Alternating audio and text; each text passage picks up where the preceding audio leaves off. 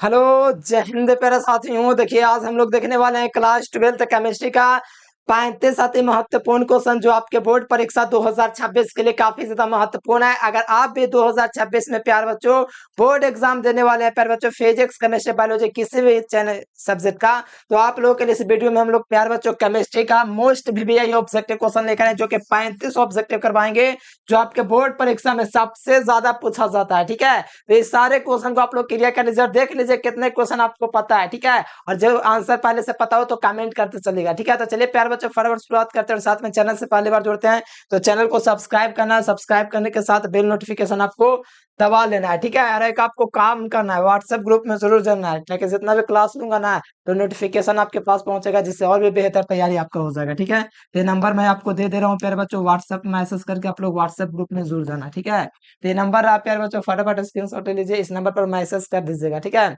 और या आपको पहले से आपको आंसर पता हो प्यारे बच्चों तो कमेंट भी करते चलिएगा। ठीक है, ताकि आपकी तैयारी का पता चल सके। तो चलिए प्यारे बच्चों बेहतर वीडियो की शुरुआत होता है, यहाँ से देखिएगा। तो यहाँ से आपको प्यारे बच्चों क्वेश्चन का आंसर आए कि किस प्रकार के दोष के कारण क्रिस्टल का घनत्व घट जाता है। देखिए, किस दोष के कारण क्रिस्टल का घनत्व घट जाता है पता है आपको? तो वो प्यारे बच्चों शॉर्ट के दोष के कारण होता है कि फ्रेंकल दोष के कारण होता है।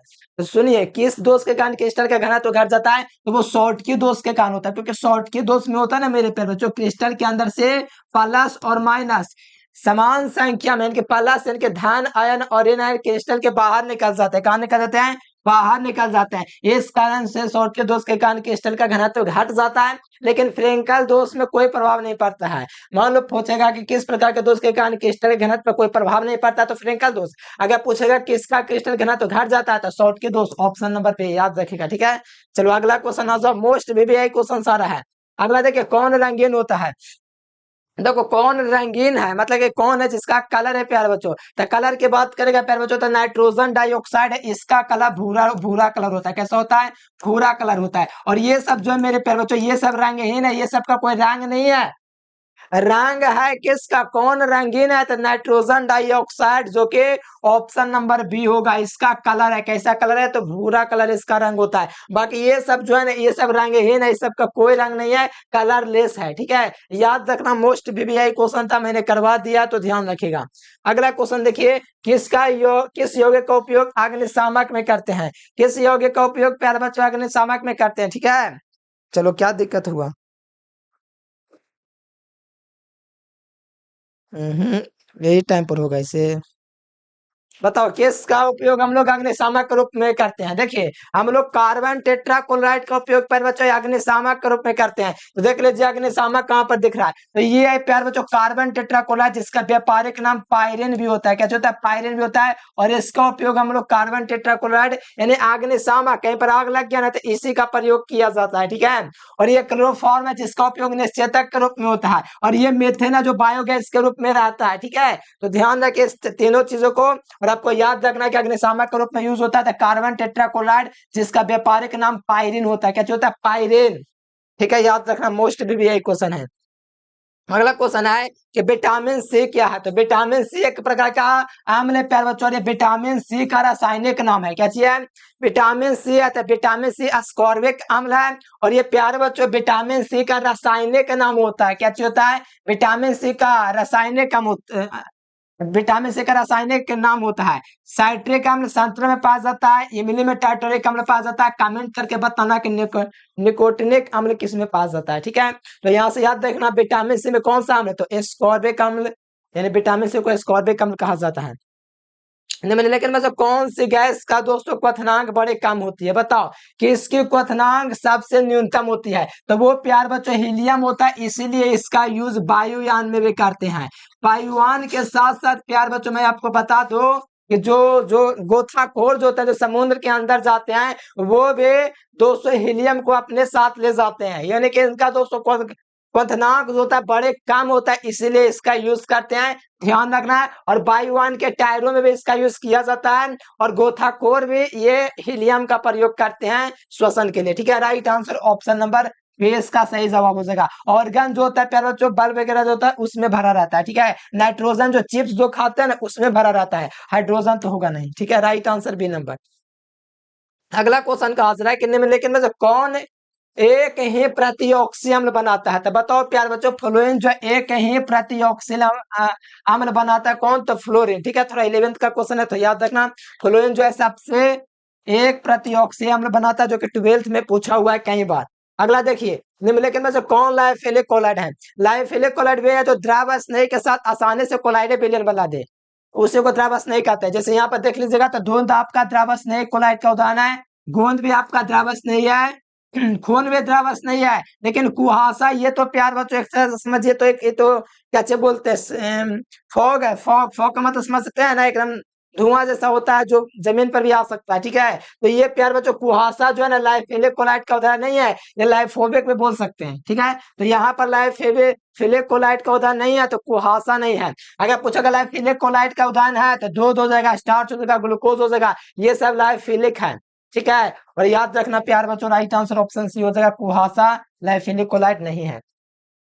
अगला क्वेश्चन का आंसर है कि घनाकार क्रिस्टल में बेरीबत जालकों की संख्या कितना होता है? एकदम कर लीजिए पूरा क्लास, मोस्ट वीवीआई क्लास करवा रहे हैं। ठीक है, पूरा देखिएगा। घनाकार क्रिस्टल में बेरीबत जालकों की संख्या टोटल प्यार बच्चों आपका कितना होता है पता है? बेरीबत जालकों की संख्या घनाकार में 3 गो होता है, और टोटल बेरीबत जालकों की संख्या 14 होता है। अगर आपसे पूछे बेरीबत जालकों की संख्या कितना होता है तो 14 होता है। अगर घनाकार में पूछेगा तो 3 गो होता है। अगर आपसे पूछा जाए प्यार बच्चों मूल क्रिस्टल तंत्रों की संख्या तो 7 होता है, और क्रिस्टल की संख्या पूछेगा तो 4 होता है। क्रिस्टल 4 गो होता है, रावा 4 गो होता है, लेकिन मूल क्रिस्टल तंत्र 7 गो होता है।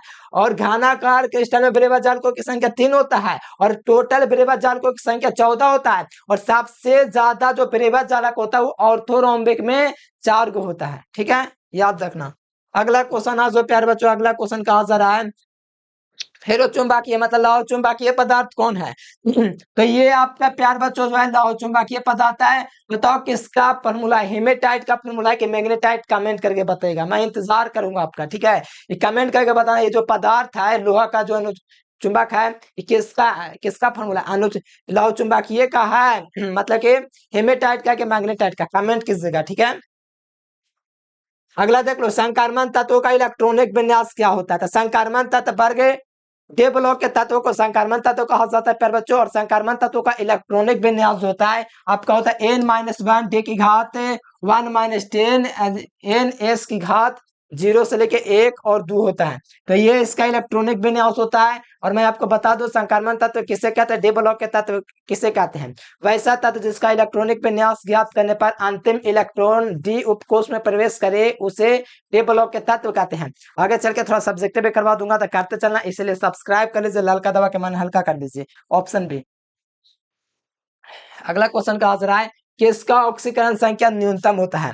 तो मैंने तो निकाल रखा है प्यार बच्चों, फिर भी मैं आपको बता देता हूँ किसका ऑक्सीकरण संख्या सबसे न्यूनतम होता है। तो मैग्नीशियम सल्फेट का होता है निकालने के लिए हम आपको सिखा रखे 11th में, और 12th वाला तो डायरेक्ट पढ़ रहे हैं इसलिए दिक्कत हो सकता है। फिर मैग्नीशियम सल्फेट का सबसे न्यूनतम ऑक्सीकरण संख्या निकलेगा। किसमें कोबाल्ट होता है? विटामिन B12 में जो होता है कोबाल्ट पाया जाता है। किसमें? विटामिन जो B12 होता है, एनोमा चैप्टर में भी पढ़ा है। ठीक है, तो विटामिन B12 में 200 कोबाल्ट पाया जाता है। तो विटामिन B12 देखिएगा ना तो राइट आंसर डी में नंबर में मिलेगा। और विटामिन दोस्तों बी का रासायनिक नाम थायमिन होता है, और विटामिन सी का स्कोर भी कम होता है, और क्लोरोफिल के कारण पत्तियां हरे दिखाई देती है। ठीक है, और हीमोग्लोबिन आपको पता है कि ये हमारा खून है। तो यहाँ पर ध्यान रखिएगा सबसे ज्यादा जो कोबाल्ट पाया जाता है विटामिन B12 में पाया जाता है, राइट आंसर डी नंबर। ठीक है, ध्यान रहेगा ना। और एक स्टेरॉयड होता है जो विटामिन डी से संबंधित है। आएगा क्वेश्चन, टेंशन नहीं लीजिए, मेहनत करते चलिए ना। एक अष्टफलक रिक्ति में कितने गोलों की आवश्यकता होती है? तो एक अष्टफलक रिक्ति के लिए आपको प्यारे बच्चों 6 गोला आपके पास होना चाहिए, 3 गोला। ठीक है, ये 3 गोला। ठीक है, और इसके ऊपर 3 गोला और रखेंगे ना इस प्रकार से, तो इसके अंदर अष्टफलक ये रिक्ति बनेगा जिसमें गोलों की संख्या कितना हो गया? 6 गो गोलों की आवश्यकता हो गया। कितना गोलों की आवश्यकता होगा? 6 गो गया, मतलब 6 गोलों की आवश्यकता का मतलब 6 इसका समन्वय संख्या भी हो गया।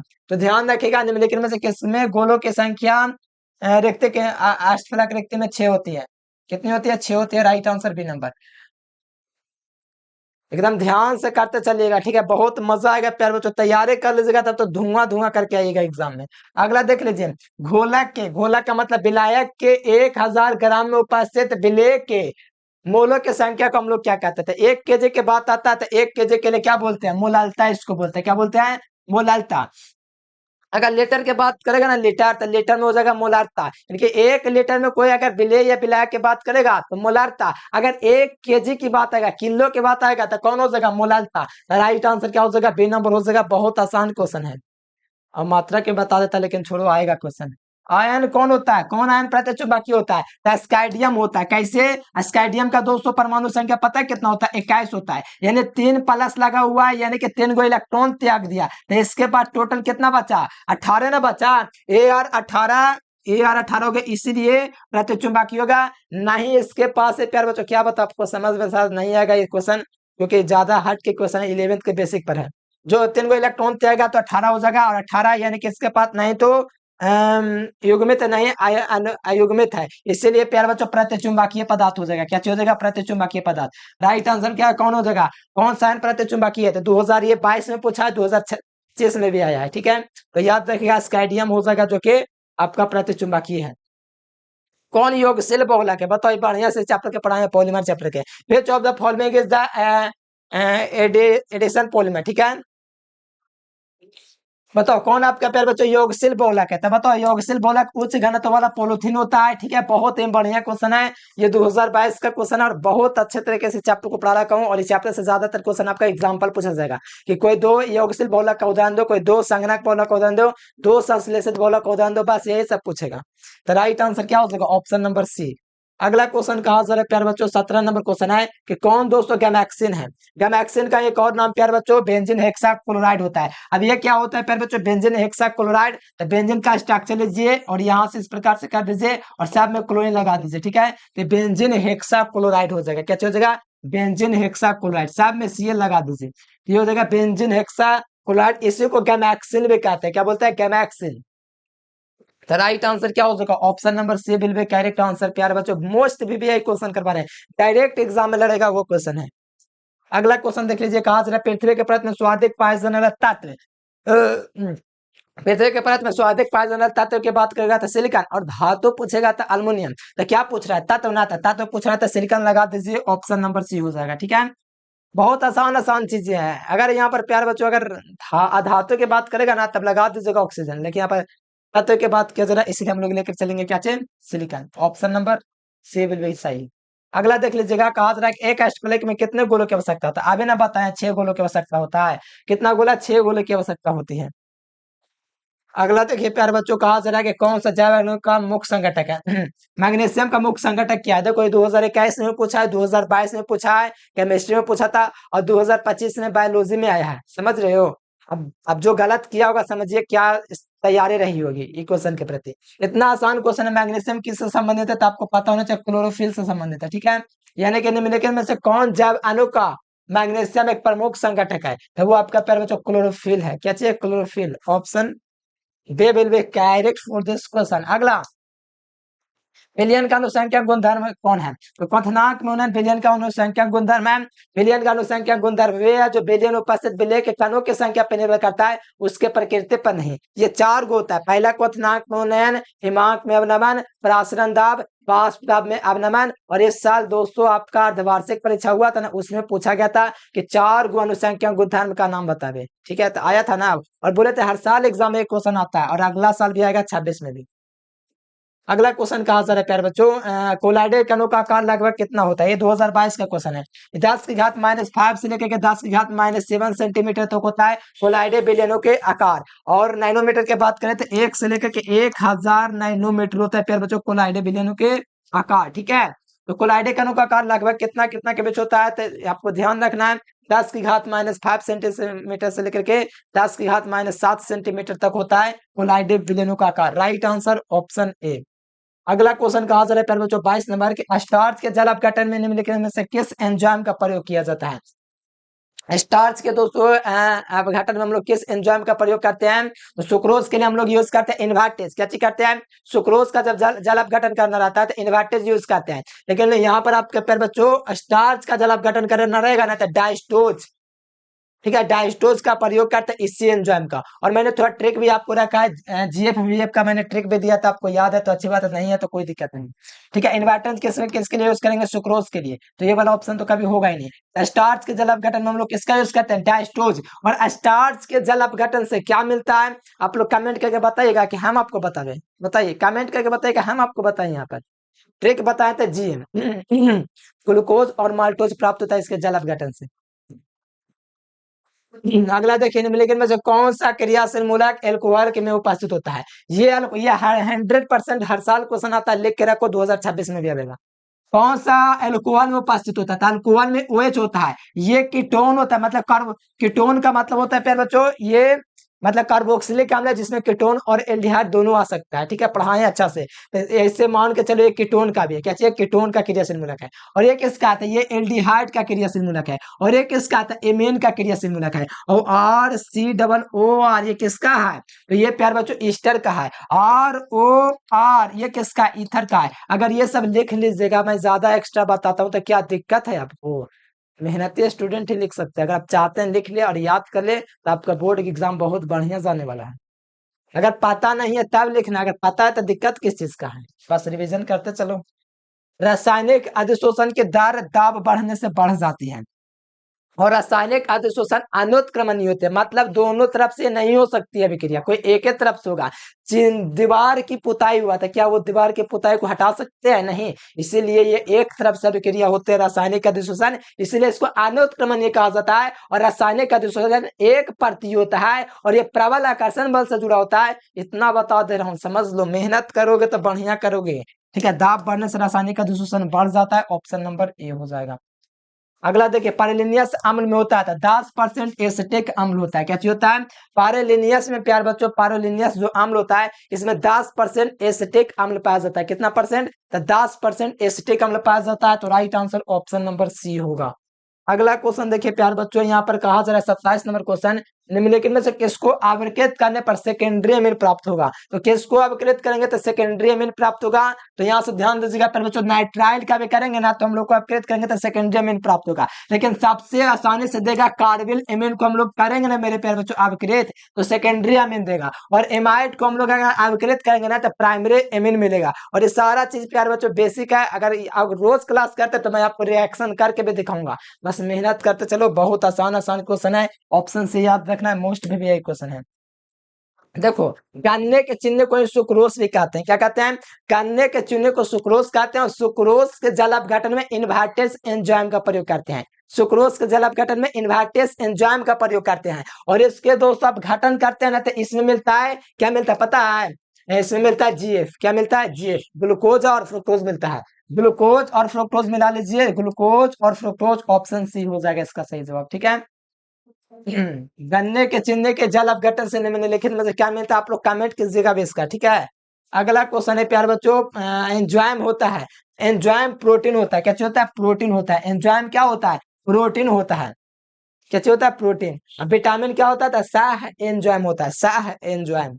अगला देख लीजिए, होप विद्युत द्वारा निम्नलिखित में से किसका शोधन किया जाता है। तो बहुत अच्छा तरीका से पढ़ा चुके हैं कि अल्युमिनियम को होप विद्युत द्वारा शोधन किया जाता है। इतना आसान क्वेश्चन है, मोस्ट भी क्वेश्चन है कि होप विद्युत द्वारा किसका शोधन किया जाता है। तो अल्युमिनियम एकदम डायरेक्ट बोर्ड एग्जाम 2026 में छापने वाला क्वेश्चन है, मजाक नहीं लीजिएगा। ठीक है, मजाक से हटके।